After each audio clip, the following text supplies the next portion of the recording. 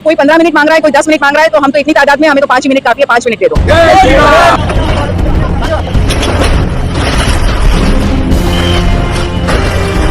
कोई भी जो बंदिश होती है पुलिस का उससे अंकुश नहीं रह गया, ऐसा दिखाई पड़ रहा है। पॉलिटिकल प्रेशर में पुलिस इस समय काम करने मीरा भाईंदर की, ऐसा मेरा आरोप है। साथ में जीसीजी लेके आए, पुलिस वाले पूरे इकट्ठे होके आए, हम जैसे दुकान में से सामान जो निकाले थे वो भी निकालने नहीं दिया, सबने हाथ पकड़ा बाहर निकाल दिया।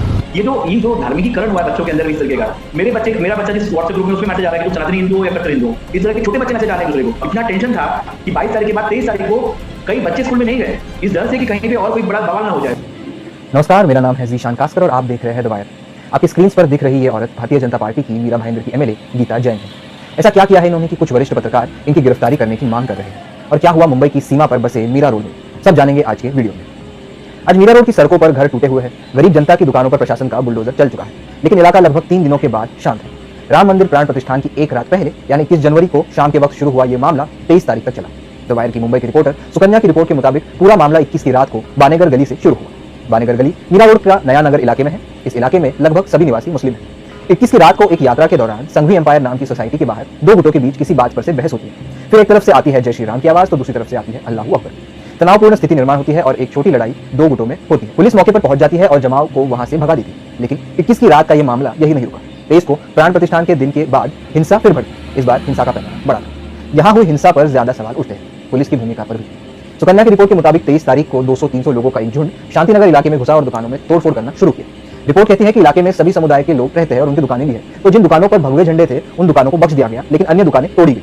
दुकानें तोड़ने वाले लोग सभी 20-30 साल के युवा थे, ऐसा लोकल लोगों ने कहा। दुकानें तोड़ने का सीसीटीवी फुटेज भी द वायर के पास है, आप अपने स्क्रीन पर देख सकते हैं।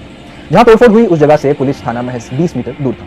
भीड़ को उस वक्त क्यों नहीं रोका गया पुलिस द्वारा, ये एक इंपॉर्टेंट सवाल है। खैर, भीड़ पर काबू पाया गया और फिर लगातार 2 दिनों तक मीरा रोड में बुलडोजर की कार्रवाई चली, वैसे ही जैसे कि यूपी या हरियाणा में हम देखते हैं। 15 स्ट्रक्चर्स तोड़े गए। इस बुलडोजर एक्शन में जिस एक गैरेज को तोड़ा गया, उस गैरेज के मालिक से बात की सुकन्या। आइए सुनते हैं उन्होंने क्या कहा। साथ में जीसीबी लेके आए, पुलिस वाले पूरे इकट्ठे होके आए, हम जैसे दुकान में से सामान जो निकाले थे वो भी निकालने नहीं दिया, सबने हाथ पकड़ा बाहर निकाल दिया। निकालने के बाद सब ऊपर से नीचे तक चला दिया, कोई भी सामान नहीं छोड़ा। इसका कोई मुर्गी जिसके अंदर मुर्गी के 4 बच्चे थे, चारों के उनको मार दिया। मुर्गी के बच्चों को निकालने नहीं, दुकान को हमने निकाला मरे नहीं छोड़ा, मैंने कि हम निकाल देंगे। ये लोग कौन थे? ये आपके म्युनिसिपल कॉर्पोरेशन वाले थे, पुलिस थे, कौन आए? पुलिस वाले थे, कुछ अधिकारी म्यूनसिपालिटी के थे, उनके साथ में आए थे, सब छोड़ के निकले। आपका कितने सालों से था यहाँ पे? मेरा 10 साल से। और क्या दुकान था आपका? मेरा 2 व्हीलर गैरेज था। और ये आप लोग को अपना कुछ सामान बचा पाए इसमें कि नहीं बचा? बस अपना जो लोगों का सामान है थोड़ा बहुत वो बचा, बाकी तो सब अपना वैसा सामान सब कुछ गया। छोटा मोटा सामान है, चाबी बने हुए बचे, बाकी सब लोग। ये 10 साल में कभी बोला नहीं आप लोग को? कभी भी नहीं, कभी हमको कुछ नहीं बोला। कोई नोटिस कभी नहीं? कोई नोटिस नहीं, कोई कुछ नहीं बोला, हम आराम से रहे। और ये पहली बार हुआ? पहली बार। अगर हम बोलते हमें पता चलता था, मौका मिलता था, हम सामान भी निकालते, हमको कोई मौका नहीं दिया, हमको कोई खबर नहीं दी, नोटिस भेजा, कुछ भी नहीं। और जो दुकान में थे सबको बाहर निकाल के चले गए। हमारे तो गैस बाटले थे वो भी हमने बाहर निकाले, उसमें खाना बनाते थे वो भी लेके चले गए, वो भी हमको बात नहीं दिया, बोला जो यहाँ पे वो हमारा है। और ये 5 बजे के बाद आया ना? ऐसा ऑफिस आवर 5 बजे का, ये 5 सवा 5 बजे का है। 5 बजे के बाद 5 बजे के बाद उसको पहले उसके बाद आई। तो ये वो 21-22 को कुछ यहाँ पे माहौल खराब हुआ था? कुछ नहीं था, जो होता वो साइड में था, यहाँ पे तो कुछ भी मालूम नहीं था कि क्या है क्या नहीं। ना इधर वाले को उधर वाले को लग रहा था, कोई वो नहीं था कि हाँ वहाँ से उसका कोई वो है, कोई नहीं था। यहाँ पे हिंदू भाई रहते हैं, हिंदी हम सब मिलजुल के रहते हैं। यहाँ पे हमारे में कोई ऐसा हिंदू भाई तो कुछ हमने कोई आज तक उनको कोई छुट्टी दिया, उन्होंने हमें कोई तकलीफ दिया। सब आप मोदी की केला वाला काटी सब सामान अपनी दुकान में रखते लाके, कभी उसने उसके साथ हमने कोई व्यवहार नहीं, पैर मोहब्बत से सब रहते थे। यहाँ कभी हिंदू मुस्लिम का कोई हिसाब नहीं हुआ, जहाँ हुआ क्या हुआ उनको नहीं मालूम। जो 21 की शाम को हुआ था, 22 को जो हुआ उससे इसका कोई लेना देना नहीं? हमको तो उसका मालूम ही नहीं है, किस टाइम हम भड़कीस हो गए थे, कभी हालत नहीं। सुकन्या की रिपोर्ट कहती है कि संघवी एम्पायर नाम की बिल्डिंग जहां 21 तारीख को यह मामला शुरू हुआ, वो बिल्डिंग रास्ते के डेड एंड पर है, यानी बिल्कुल आखिर में। इसके आगे या बिल्डिंग तक यात्रा ले जाने का कोई मतलब नहीं था। 21 की घटना में पुलिस ने 13 लोगों को गिरफ्तार किया। उसके बाद सीआरपीएफ के जवान इलाके में आए, लेकिन 23 तारीख को जो हिंसा हुई जिसमें कई लोग घायल हुए और दुकानें भी तोड़ी गई, उसमें अभी तक कार्रवाई नहीं हो पाई। हमले की पीड़ितों की ओर से पेश वकील सचिन साळवी ने द वायर को बताया कि हमले के बाद एक लड़के को अस्पताल में भर्ती करना पड़ा। पुलिस एफआईआर दर्ज करने में अनिच्छुक थी, लेकिन जब हमने यानी वकीलों ने मना कर दिया तो आखिरकार उन्होंने एफआईआर ले ली। ऐसा कहना था एडवोकेट साळवी। तो दोस्तों, ये था पूरा मामला कि क्या, कैसे और कब हुआ। महाराष्ट्र में पिछले 1.5 साल से सांप्रदायिक घटनाएं आए दिन हो रही है। सभी घटनाओं में कुछ समांतर देखने मिलता है। मीरा रोड की घटना में भी ये समानताएं देखी। यही कारण है कि लोग इसे पूर्व नियोजित करा रहे हैं। अब समझते हैं कि बार बार इसमें भाजपा के लोगों का नाम क्यों सामने आ रहा है। जब 23 को हिंसा भड़की तो पुलिस वालों ने बैरिकेड लगाए। इलाके में जगह जगह भाजपा के एमएलए गीता जैन और नितेश राणे इन बैरिकेड्स को हटाने की मांग कर रहे हैं। इतनी अशांति के बाद भाजपा के 2 विधायकों से ऐसी प्रोवोकिंग भाषा का इस्तेमाल होना ही कारण है कि निखिल वागे जैसे पत्रकार गीता जैन की अरेस्ट की मांग कर रहे हैं।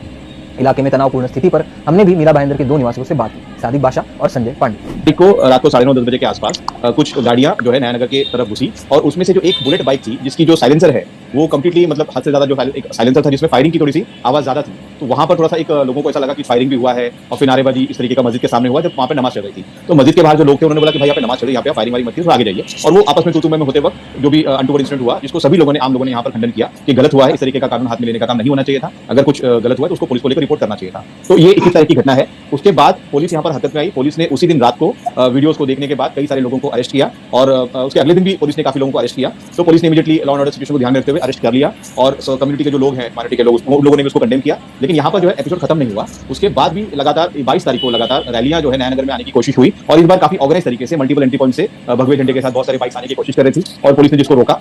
तो 22 तारीख का दिन इस तरीके से चला गया। बहुत टेंशन थे, दोनों तरफ मोबिलाइजेशन, शहर के हर तरफ जो है मोबिलाइजेशन था। पुलिस ने कमेंडेबल काम किया, बैरिकेड डालकर इस तरीके को कंफ्रंटेशन होने दिया नहीं। तो 22 तारीख का मामला खत्म हुआ। अब लोगों को लगा कि चलो चैप्टर खत्म हुआ, लेकिन 23 तारीख को दोबारा यहाँ के महाराष्ट्र के जो चुने हुए प्रतिनिधि हैं, मीरा भाईंदर से जो गीता जैन एमएलए हैं, फिर नितिन जो राणे हैं, ये इन्होंने जो है भड़काऊ भाषण देना चालू कर दिया कि नयानगर जो है मिनी पाकिस्तान हो गया है क्या, तो वहां पर हम आएंगे, हमको आना, हम आएंगे। और उन्होंने जाकर जो कल एक रैली करी और कल रैली करते हुए उन्होंने पुलिस कमिश्नर को ये उन्होंने डिमांड किया है कि जो बैरिकेड पुलिस कमिश्नर, पुलिस प्रशासन ने जो लॉ एंड ऑर्डर सिचुएशन को मेंटेन करने का जो बैरिकेड लगाया, वो बैरिकेड को हटा देना चाहिए। ऐसा नीतीश राणे और श्रीमती गीता जैन जो यहाँ की एमएलए, उन्होंने इस तरीके से बोला है। 21 तारीख के पहले के 3-4 दिनों में ड्रास्टिकली पूरे शहर में बड़े पैमाने पर झंडे लगे और मीरा भाईंदर में स्पेशली वो इलाके जहां पे उत्तर भारतीय जो वर्ग है, रहता है, भाजी मार्केट है, स्लम इलाके हैं, वो वहां पे बड़े पैमाने पे, वो इलाके जहां पे राजस्थान, गुजरात के लोग रहते हैं, उन इलाकों पे बड़े पैमाने पे प्रोपेगेंडा मैंने रियलाइज किया।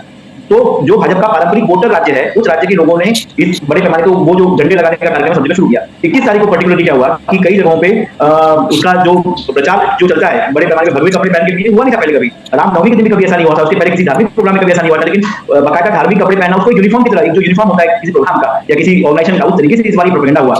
ये जो धार्मिकीकरण हुआ है बच्चों के अंदर इस तरीके का, मेरा बच्चा जिस व्हाट्सएप ग्रुप में उसमें मैसेज आ रहा है कि सनातनी हिंदू या कट्टर हिंदू, इस तरह के छोटे बच्चे मैसेज आ रहे हैं दूसरे को। तो ये सब बदलाव हुआ है, ये ट्रेंड है। और मैं आपको बता रहा हूँ 22 तारीख को जिस दिन कार्यक्रम था, हमारे यहाँ पे, मैं शादी भाई रहते हैं, मीरा भाईंदर में, हमारे यहाँ पे मस्जिद है जो पुलिस स्टेशन के इलाके के बगल में, वहां पे बाकायदा जमाव लगता था भगवे झंडों पर, वहां पे नारेबाजी और लगातार बड़े पैमाने पर आवाज उठता था। इतना टेंशन था कि 22 तारीख के बाद 23 तारीख को कई बच्चे स्कूल में नहीं गए, इस डर से कि कहीं पे और कोई बड़ा बवाल ना हो जाए। सादिक ने एक खास पिटीशन भी शुरू की है, आइए उसके बारे में भी समझते हैं। ऑनलाइन पिटीशन हमने स्टार्ट किया और उसमें बाकायदा बहुत ही मतलब जो निखिल वागले जी हैं, तीसरा सत्र है, मतलब नामी जो मुंबई के एक्टिविस्ट हैं, उन सबका उसमें समर्थन मिला। सबका यही कहना है कि मीरा रोड के अंदर जो परिस्थिति है उसको लेकर सभी सेकुलर कॉन्स्टिट्यूशन से प्यार करने वाले लोग चिंतित हैं और मीरा रोड में इस तरीके का कार्यक्रम जो सिचुएशन को खराब ना होने दी जाए, कोई कार्यक्रम किया जाए शांति को लेकर, अमन को लेकर, जैसा कि शायद संजय भी बता रहे थे और मैंने बताने की कोशिश की। 20 लाख की आबादी है, लेकिन बहुत लोग जो है सेकुलर है, अमन पसंद है, ये राम के नाम पर जो अधर्म का काम हो रहा है इसके खिलाफ है, लेकिन उनको साथ में आने का मौका नहीं मिल रहा है। वो मौका पाने की करने की कोशिश जो है हम लोग कर रहे हैं। हमारे जो लोग हैं, जो 20 लाख लोग हैं, जो ये माइनॉरिटी में पड़े जा रहे हैं, इस तरीके से हम कुछ प्रोग्राम करेंगे तो पुलिस बोलती है नहीं, आपको उससे डिस्टर्ब हो जाएगा माहौल करके, और जबकि उनके लिए कुछ भी करने हो, किसी भी तरह का सामाजिक कार्यक्रम करने, कोई भी जो बंदिश होती है, पुलिस का उससे अंकुश नहीं रह गया, ऐसा दिखाई पड़ रहा है। Political pressure